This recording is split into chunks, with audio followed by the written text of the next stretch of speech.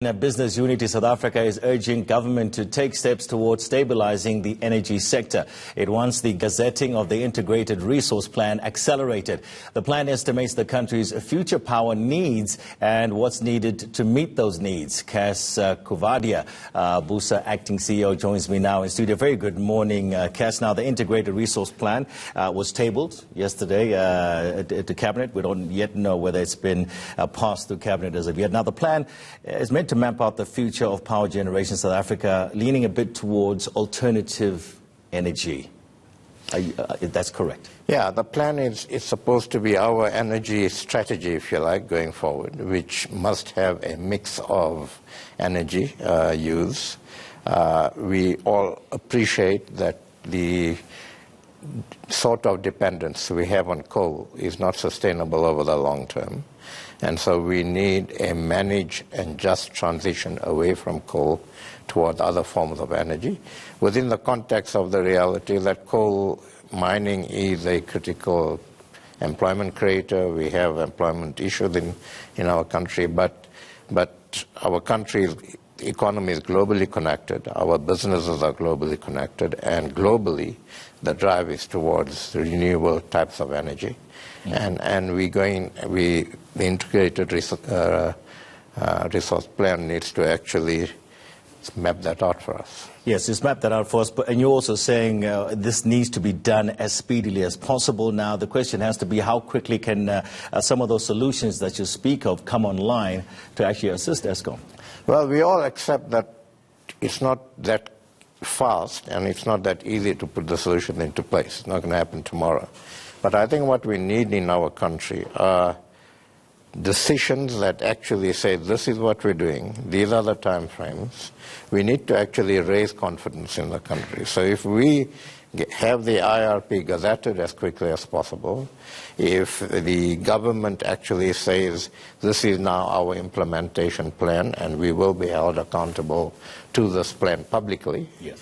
and we begin to then implement the first phases of the plan, and there's no delays in meeting the first few milestones, that immediately shows the seriousness, shows that we are appreciating the crisis we're in, and it begins to raise confidence for investors and others to actually come in and do what they need to do. So what, Eskom, you're talking about raising confidence. So stage 2 load shedding was announced by Eskom for yesterday and for today as well. We heard that this morning. The president was in London speaking to potential investors, saying all is rosy, all is being fixed and so forth. And then the next day, Eskom says there's load shedding.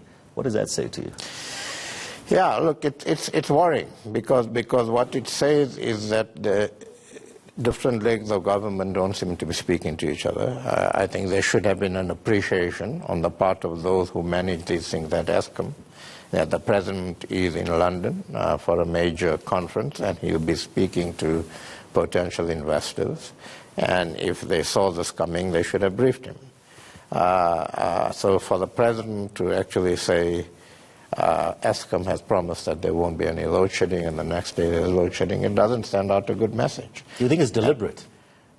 I don't know. I mean, there's all sorts of conspiracy theories floating around, right? We can't buy into those theories, but what the bottom line is that I think as a country we need to come together, and certainly as business, in our last few interactions with the president, we have indicated that under the leadership of him and his government, we are prepared to come to the party to do what we need to do. But some tough decisions need to be taken.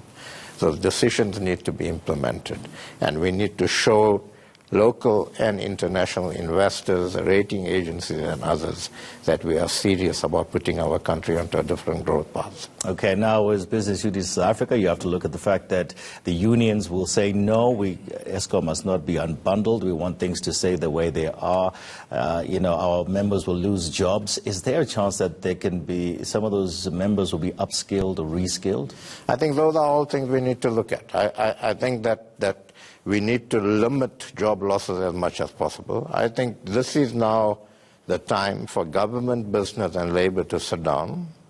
Firstly, to get onto the same page to understand the crisis we are in, that if we don't do things now, if we don't make serious interventions now, the possibilities of even greater losses further down the line are definitely there.